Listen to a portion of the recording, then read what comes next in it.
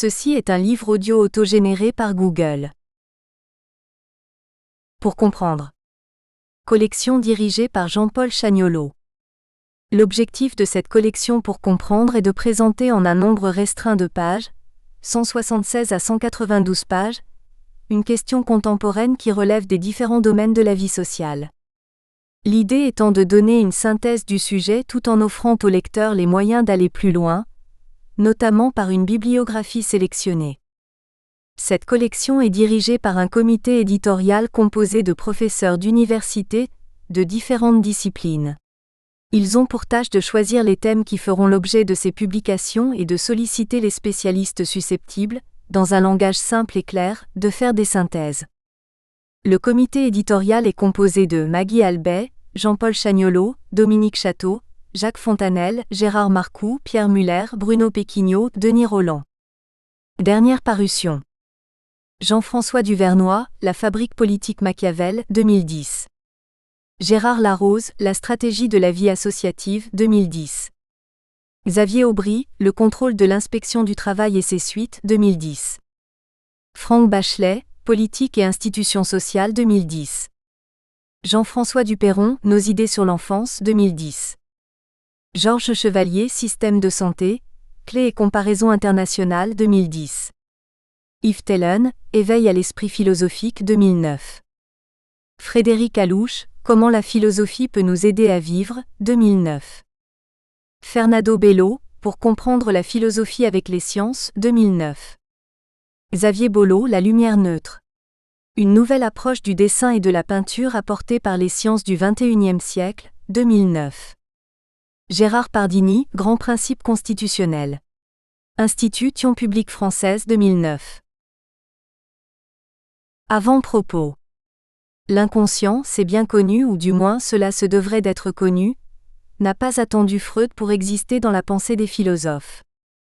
Les anciens ne l'ont pas ignoré, même si le mot pour inconscient n'existait pas en grec ni en latin, le mot conscience, latin conscientia, ayant lui-même mis beaucoup de temps à passer dans le discours de la philosophie, premier par rapport à celui de la psychologie.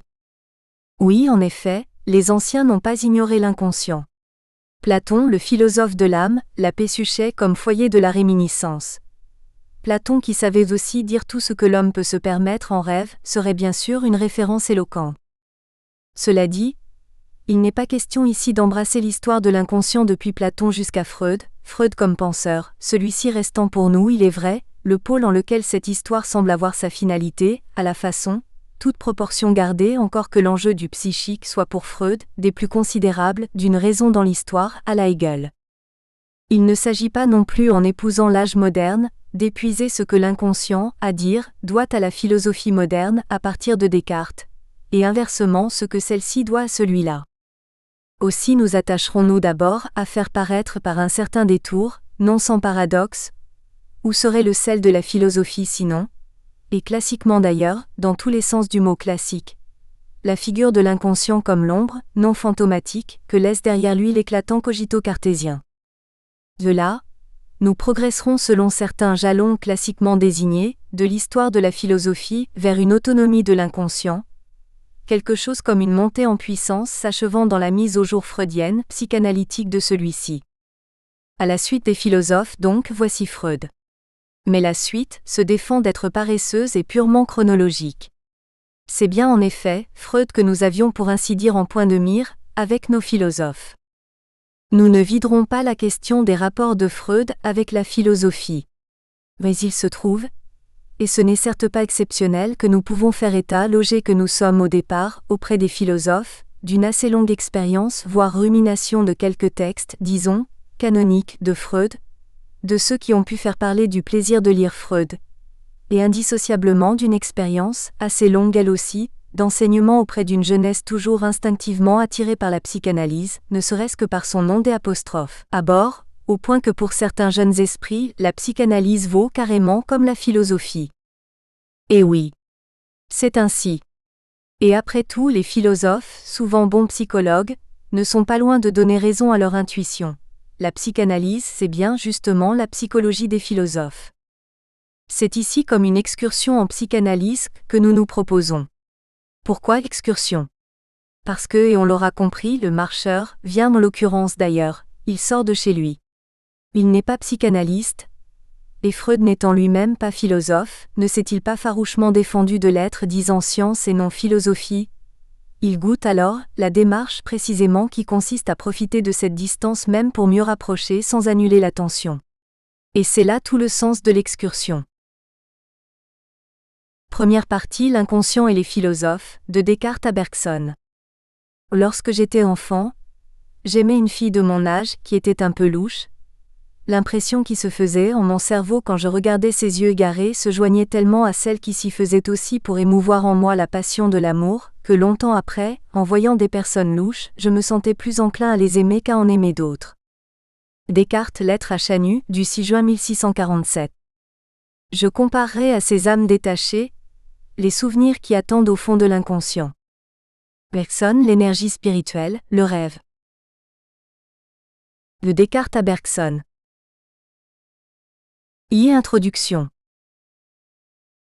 1. Bref éclaircissement sur le cogito. Au début de la 4e partie, première édition. E. Gilson, Vrins 1979, de son discours de la méthode, paru en 1637, donc avant ses méditations métaphysiques parues en 1641, Descartes introduit la formule devenue célèbre « Je pense donc je suis ». C'est là l'énoncé du cogito en latin signifiant « je pense ». 1. En bref, il faut voir dans cette parole, comme le signifie ensuite, Descartes confère fin du opsite, la première vérité pour celui qui vient de tout mettre en doute, c'est-à-dire de penser que tout est faux. Autrement dit, je puis me permettre de penser que tout est faux. Il n'en reste pas moins que moi qui pense que tout est faux, j'existe, je suis quelque chose, et non une fantasmagorie de rêve propre comme telle à me tromper. 2. Conscience et cogito. Le moi, l'ego du cogito avec lequel celui qui doute, comme Descartes et à sa façon rentre en contact, moi qui résiste au doute, confère un, est une activité pensante. Le doute suppose la pensée. Douter, répétons-le, c'est pour Descartes, penser que tout est faux. Ce moi se saisit lui-même en tant qu'il est cette activité pensante.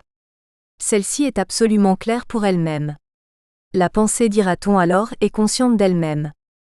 Une pensée qui ne serait pas consciente d'elle-même, n'appartiendrait pas au moi pensant. Du point de vue du cogito, point de vue cartésien, je ne peux rien en dire, elle est inconcevable. Qu'est-elle? Si je la ramène à quelque chose qui n'est plus de la pensée mais du corporel, je la récuse en tant que pensée. Une pensée inconsciente perd son statut de pensée. Ainsi, le cogito fonde une doctrine selon laquelle il n'y a de pensée que consciente, selon laquelle la conscience est le mode d'être nécessaire de la pensée. 3. Que veut dire penser? Mais qu'est-ce au juste que la pensée? Qu'est-ce que penser? Ici la proposition de Descartes, avant la formulation du cogito, pendant que je voulais ainsi penser que tout était faux, nous l'indique. Penser que tout est faux, cela veut dire se représenter le monde comme faux. Cette représentation est faite de sensations, de perceptions, de raisonnements, d'images, de rêves. Ce sont là justement des pensées, et Descartes a d'ailleurs parlé plus haut dans le paragraphe de pensée à propos de la veille et du songe. La pensée est donc à identifier à tous nos états vécus mentaux, psychiques, c'est-à-dire états de nous-mêmes, qui en tant que représentation du monde, y compris du corps, sollicitent notre esprit, psyché en grec, menti en latin, et cela consciemment. 4. Conscience et psychisme. En toute logique, même si celle-ci, il est vrai, va se trouver inquiétée dans sa certitude cartésienne, il y a donc certaines identités à poser et à déduire. Si la pensée est toute consciente et qu'elle équivaut à tous nos états psychiques, la conscience, comme vie consciente, est à identifier au psychisme, en employant alors un vocabulaire à nous qui n'était pas celui de Descartes. Résumons donc, conscience égale pensée. Or, pensée égale psychisme. Donc conscience égale psychisme. On peut le prévoir, c'est contre cette dernière équivalence que l'inconscient va venir s'inscrire en faux. 2. La tradition cartésienne. 1. Introduction. Le cogito implique, nous venons de le voir, qu'il n'y a pas de pensée sans conscience. La pensée c'est la conscience. C'est la position du sujet présent à lui-même et tourné vers le monde. Sinon il n'y aurait pas eu lieu de douter et d'avoir des raisons de douter. 3.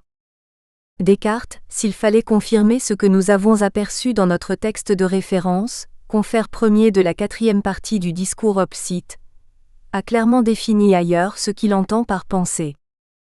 Par le mot de pensée, j'entends tout ce qui se fait en nous de telle sorte que nous l'apercevons immédiatement par nous-mêmes. C'est pourquoi non seulement entendre au sens de comprendre, vouloir, imaginer, mais aussi sentir est la même chose ici que penser. Principe de la philosophie. Première partie, article 9. Pléiade, p. 574 Gallimard 1970. On voit donc comment Descartes identifie ici très explicitement pensée et conscience, la pensée étant tout ce qui se fait en nous. C'est bien là ce que nous appelons le psychisme, consciemment. On comprend dès lors pourquoi pour une tradition de la pensée claire issue de Descartes, la notion d'inconscient, de pensée inconsciente, inconscient psychique, n'est pas plus recevable que celle de cercle carré, concept contradictoire. Mais sans doute, le commun des mortels est-il à cet endroit lui-même cartésien sans le savoir, inconsciemment, comme Bergson qui n'était pas cartésien le suggérait. Dans Matière et Mémoire, Félix Alcan 1934 page 152. Notre répugnance à concevoir, disait-il, des états psychologiques inconscients, vient surtout de ce que nous tenons la conscience pour la propriété essentielle de nos états psychologiques, de sorte qu'un état psychologique ne pourrait cesser d'être conscient, semble-t-il, sans cesser d'exister. 4. 2. Contre l'inconscient. Parler d'inconscient, de pensée inconsciente, n'est-ce pas donner du crédit à une sorte d'invention irrationnelle qu'il appartient donc à la raison de faire retourner à son néant? Pour les représentants de la tradition cartésienne, c'est bien ce qu'il faut faire. Pour eux en effet, croire qu'il y a en nous de l'inconscient, un inconscient, c'est se soumettre à l'ordre du corps et avec lui, au règne de l'involontaire, celui des réflexes, des automatismes, des impulsions nerveuses, tous ces mouvements commandés par le corps, en lui accordant à cet involontaire une importance qu'il n'a pas. Et la soumission crée comme un fantôme qu'on nomme précisément inconscient. Ce constat est celui du philosophe Alain, représentant remarquable de la tradition cartésienne. Là où je voudrais voir, volonté complaisante, on se laisse faire, une manifestation de mon inconscient, un signe voulant dire quelque chose, un signe parlant, un signifiant pour un signifié. Il n'y a en réalité qu'un effet réductible à ma constitution physiologique. Un effet de mon estomac qui travaille, de mes membres qui se détendent, de mon cerveau qui sommeille. Le rêve en définitive ne serait rien d'autre. Rien n'ayant donc la profondeur, le relief d'une pensée dont le sens serait à découvrir. Écoutons à ce propos Alain dans Sentiments, Passions et Signes 1926. Par ma structure d'homme, tous mes mouvements sont des signes, et tous mes cris sont des sortes de mots. Dois-je croire que tout cela a un sens, et traduit à moi-même mes propres pensées pour moi secrètes, de moi séparées, et qui vivent, s'élaborent, se conservent dans mes profondeurs? Je suis naturellement porté à le croire. Hop, Cité Édition. Gall, NRF 1935, p. 120. Et c'est le choc frontal avec Freud qui, lui, entend parler, et c'est essentiel à ses yeux, de pensée inconsciente. Alain contre Freud. Nous espérons que vous avez apprécié cet aperçu. Pour continuer à écouter ce livre audio sur Google Play Livres, utilisez le lien dans la description de la vidéo.